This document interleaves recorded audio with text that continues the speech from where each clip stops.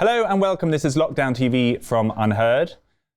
University campuses are at the centre of the free speech debate. In fact, they seem to be deciding the contours of what can and can't be said. And one university that's been talked about a lot in that context is the University of Cambridge. Joining us now to tell us about some of the decisions that are coming up in that place is Dr. Arif Ahmed. Hi, Arif. Hi, good to be here. So you are a reader in philosophy, you're a fellow of Gonville and Caius College, and you've become involved in the debate there as to what the policy should be on what people can and can't say. Give us a bit of background. The background to this, I suppose, goes back as far as 2016, when the university first released a freedom of speech code, which governs what you can and can't say in a university. And I'd have thought, to be honest, that the freedom of speech code at a university should just be that you can say whatever you like as long as it's legal. But obviously they have a need to say something a bit more and a bit more complicated, and so they released a code.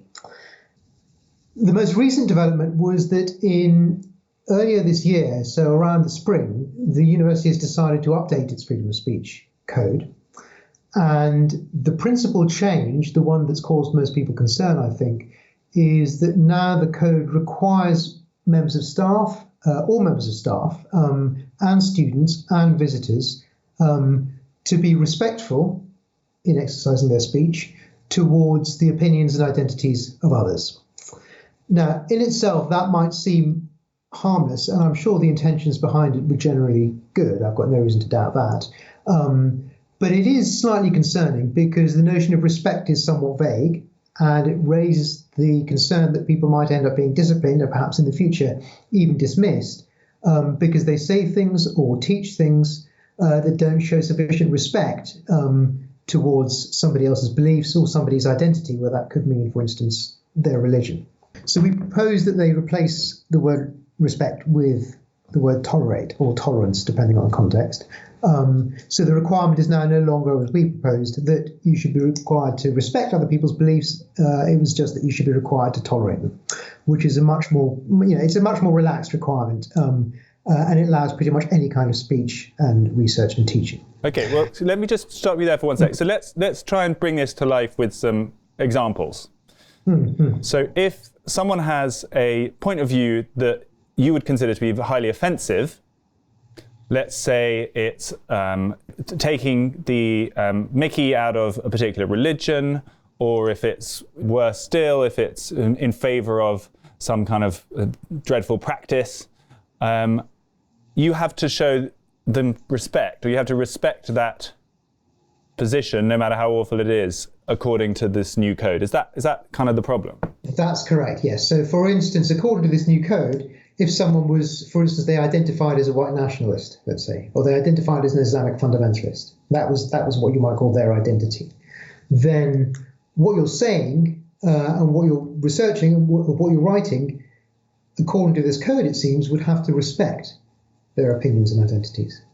And what you're saying is tolerate, but not necessarily respect. So you could be disrespectful of any religion, any point of view, but also tolerant. Exactly. So tolerance just means not trying to stop it from existing. So speech is pretty much by definition tolerant.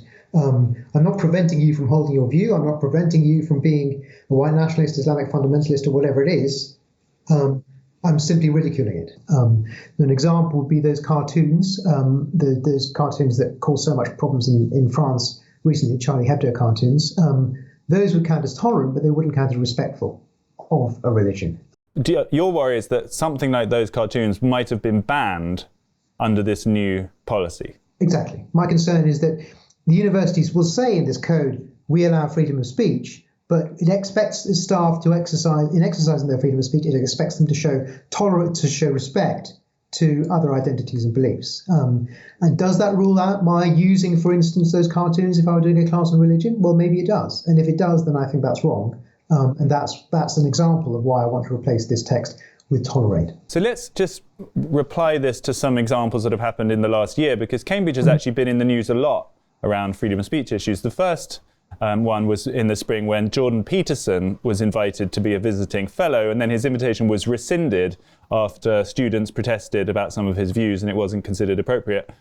How would that have played out, do you think, with this sort of updated free speech principle? I mean, you might think, I don't know that this is true, and I've got no particular reason to think this is true, but you might have thought the university's proposals were actually written with that kind of example in mind, because the language of respecting other identities could have been written with the Jordan Peterson example in mind, and it certainly would have vindicated rejecting his application to be a visitor here. So you think they would have made the argument that he has not been sufficiently respectful in the past to, for example, trans people? There was a controversy about him using the right pronouns or whatever it was in Canada, and that might have been used as evidence to say we can't invite him here because he's not respectful enough.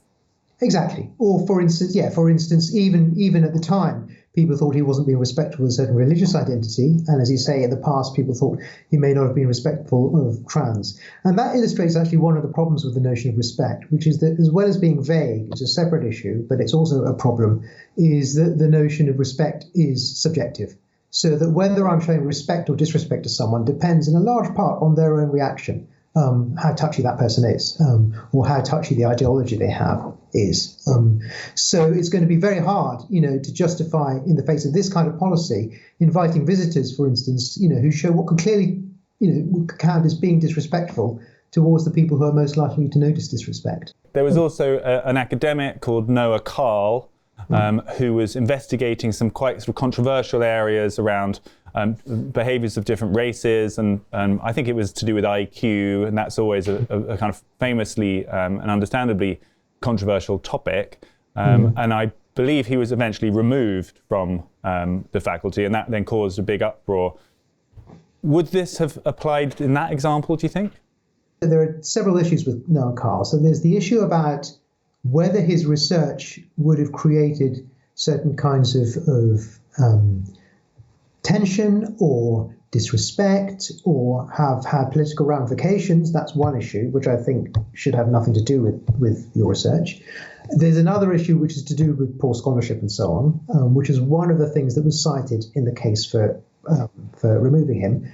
Now, all of that is currently, under sort of a legal case. It's going through a legal case. So it's hard to be definitive about what was right and what was wrong with that. However, I think it's quite reasonable for many people to think, and people were concerned at the time, that there's something pretty terrifying about what happened in the Noah Carl. There was a third example. We had someone writing a piece for us on UnHerd, an undergraduate who was upset that a porter at Cambridge, so this is not even a member of the academic staff, had voted against a motion or had a political view in his capacity as a local councillor, I think, raising questions around some trans ideas, and he was then suspended, I believe, from his post, and that became another controversy. Do you think that this kind of protection should extend beyond the faculty and should actually include anyone who's associated with the university? Yes. Absolutely. So the proposed policy actually refers to staff, students, and visitors, so that it does apply to students.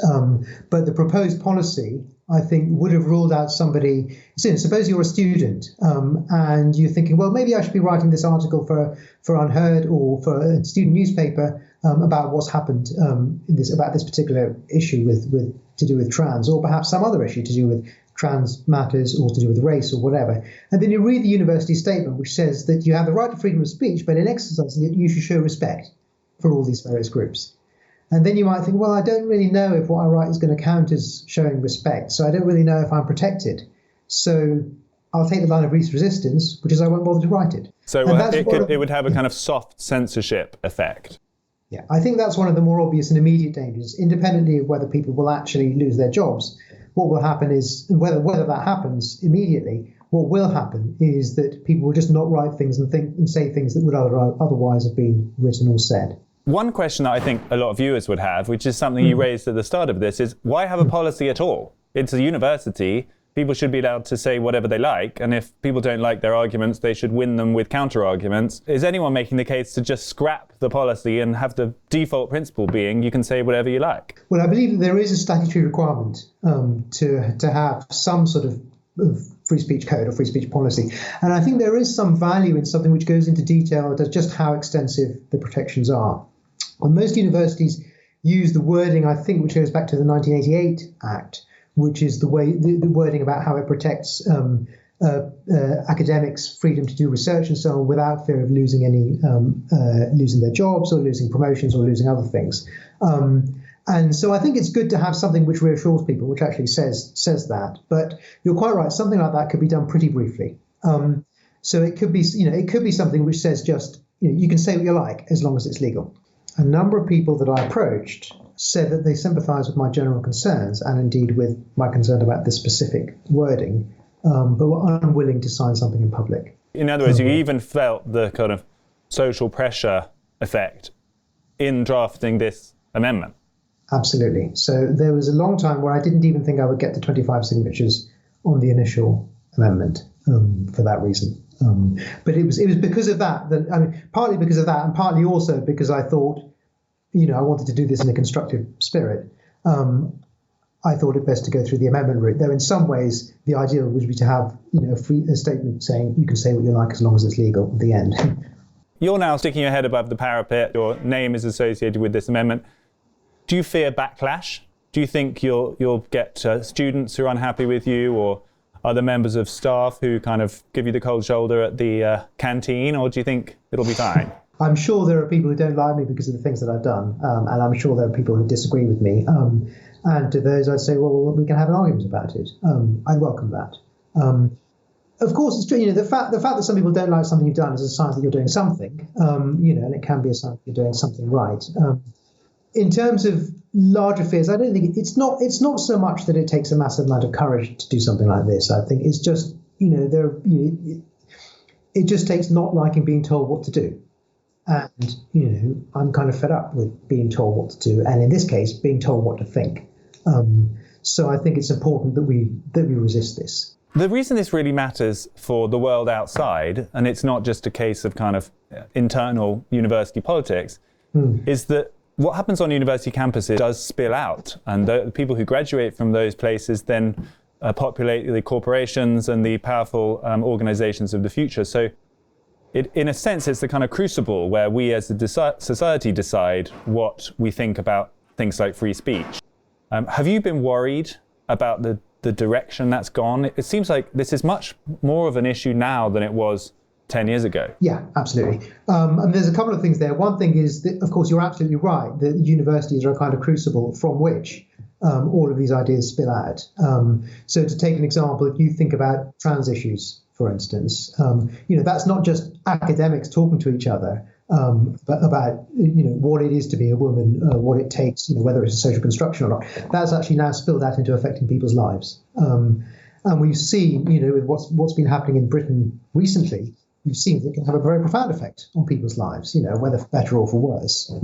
The Gender Recognition Act, issues about whether you can give consent to puberty blockers, these are all things that go to the heart of what makes someone's life better or worse. And these are ideas that come from academia. So clearly it's very important that these ideas be discussed freely within an academic setting rather than some particular dogma or ideology being imposed. Why do you think it is? What's happening in our society more broadly that people are so anxious about certain things, and that things like freedom of speech on university campuses, which 10 or 20 years ago would have been a kind of given, are now not so?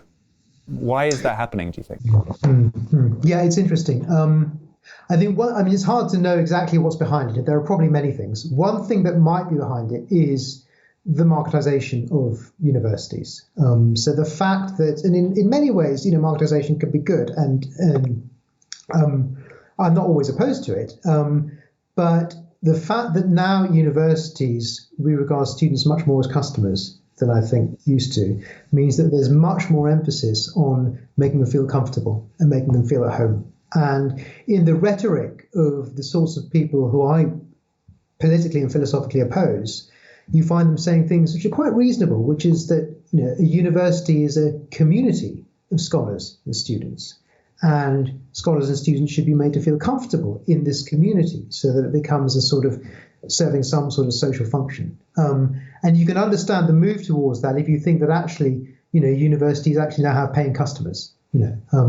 They're not being subsidised to provide a certain public good. They've got paying customers, and they've got to give those customers what they want, or at least what they want at the time when they come. So the idea of that then is I'm a pupil.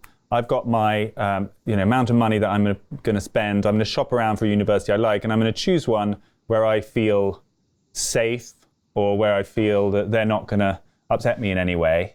And that's the idea then, that the sort of marketization means that instead of universities teaching what is true necessarily, it becomes about pleasing 18-year-olds who are arriving as undergraduate. Well, yeah, I mean, I'm not even sure if it's even that. I mean, it may be that it becomes about what administrators think will please 18-year-olds who are arriving as undergraduates. And I guess administrators think, that the language of inclusivity, advertising yourself as a very inclusive, welcoming place, and being able to show that, in terms of things like your syllabus, it's diversity and inclusivity, it's non-offensiveness perhaps.